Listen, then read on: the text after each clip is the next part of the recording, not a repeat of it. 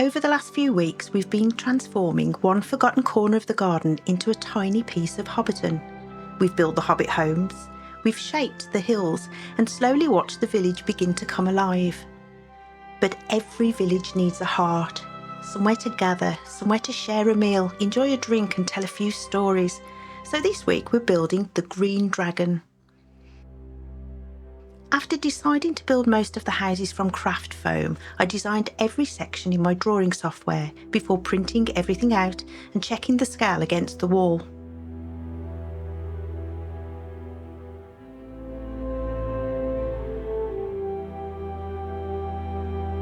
Once I was happy with the size, each part was laser cut, ready for assembly.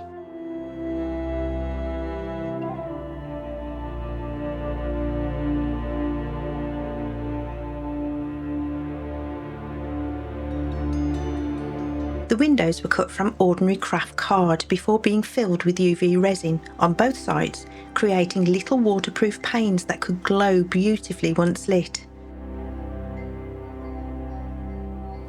Because every building was going to contain solar fairy lights, I wanted every tiny window to shine as evening fell.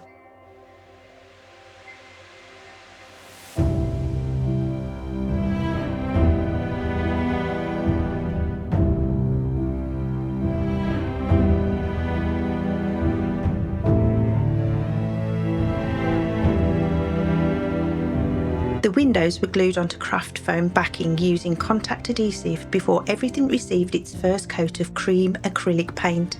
The window frames were then painted brown. At this point, Scotty decided he was helping by climbing onto the craft table, stretching out across absolutely everything and promptly falling asleep.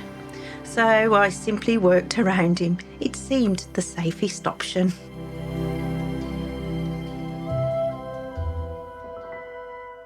The door and door frames were cut from craft foam before carved details were gently etched in with pencil.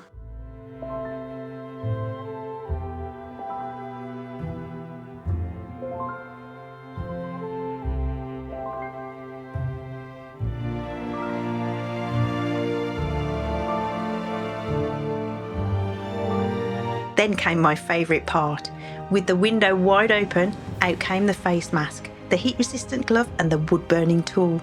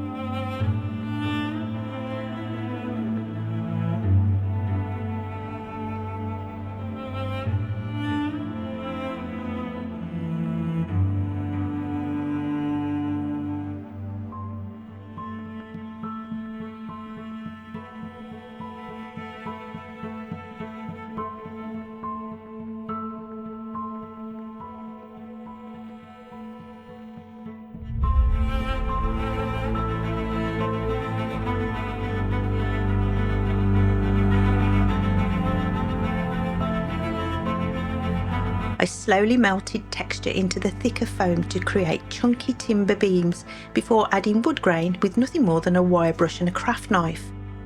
It's a wonderfully simple technique that gives surprising realistic results.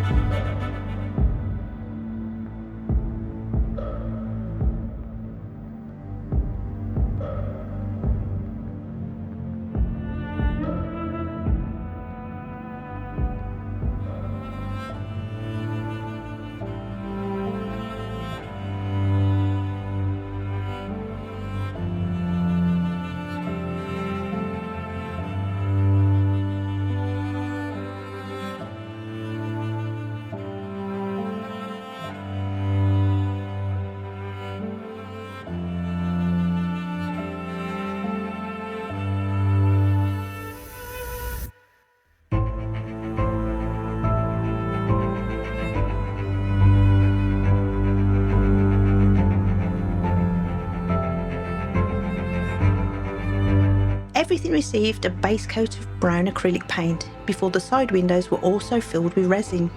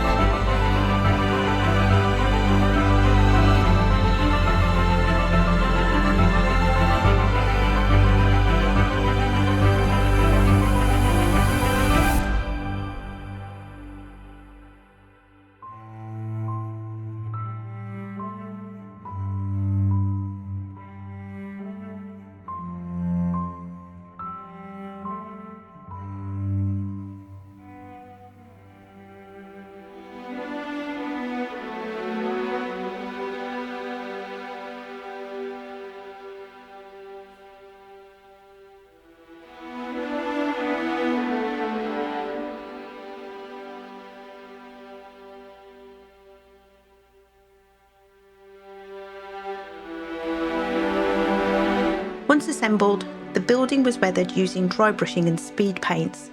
The darker speed paint settled beautifully into every little groove, bringing the timber to life almost instantly.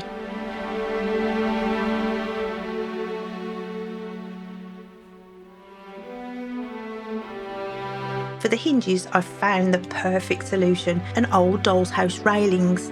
A little careful cutting and suddenly they became decorative ironwork. Finally, the whole building was sealed with waterproof varnish, ready to live outside.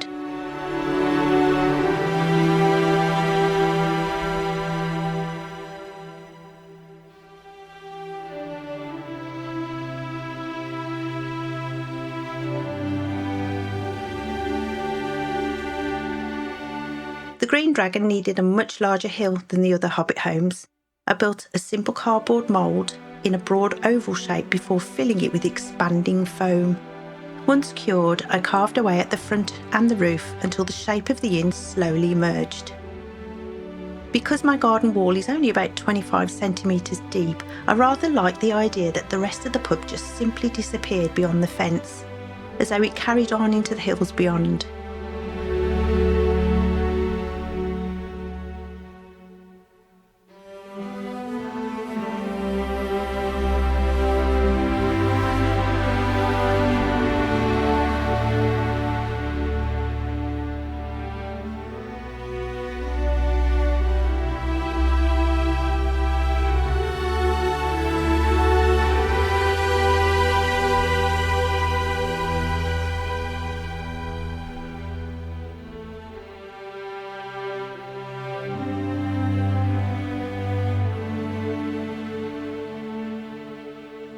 Before attaching the front, I used a hot wire cutter to carve channels through the foam so the solar lights could later shine through every window. The completed frontage was glued into place with contact adhesive before being pinned overnight while everything dried.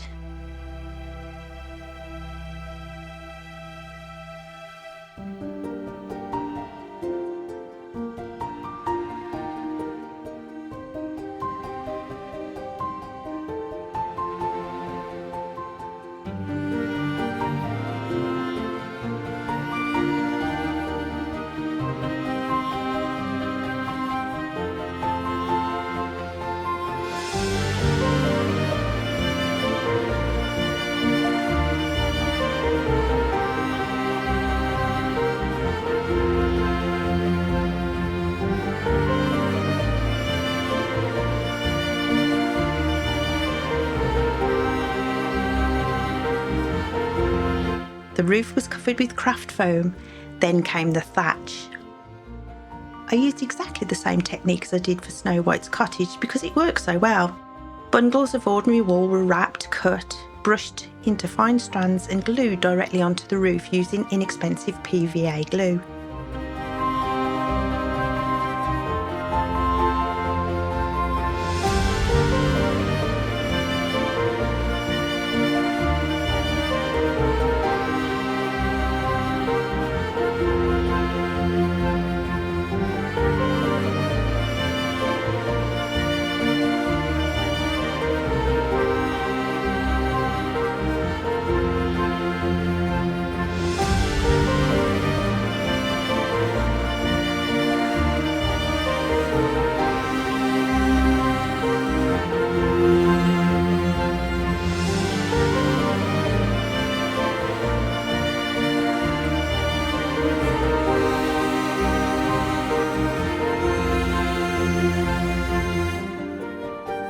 Once the wool had dried, everything was sealed with a mixture of plaster, glue and water, tinted to a soft straw colour before layers of brown paint weathered the roof into aged thatch.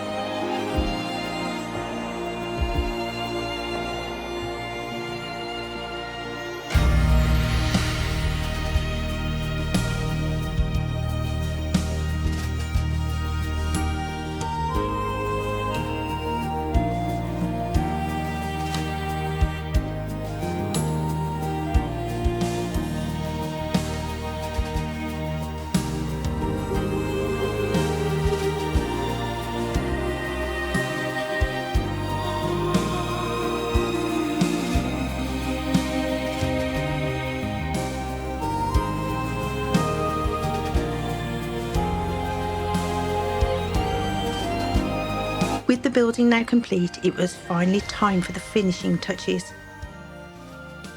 The front garden was blended into the hillside using faux grass, sand and moss before adding one last-minute tree and a few extra plants.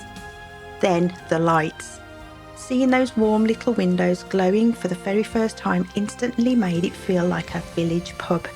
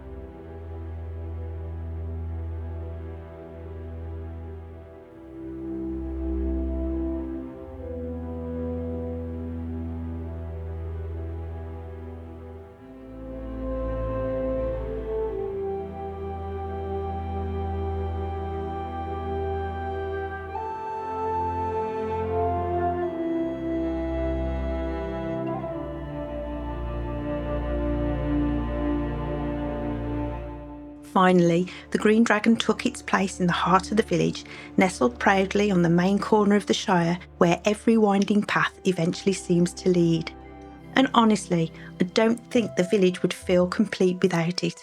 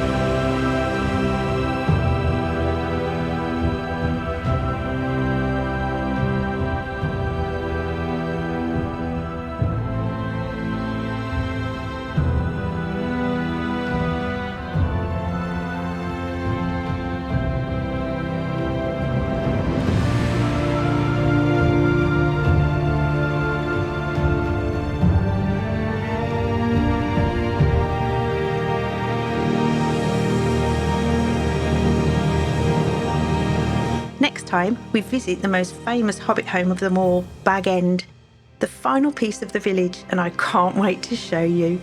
Thank you so much for watching, and I'll see you next time. Bye bye.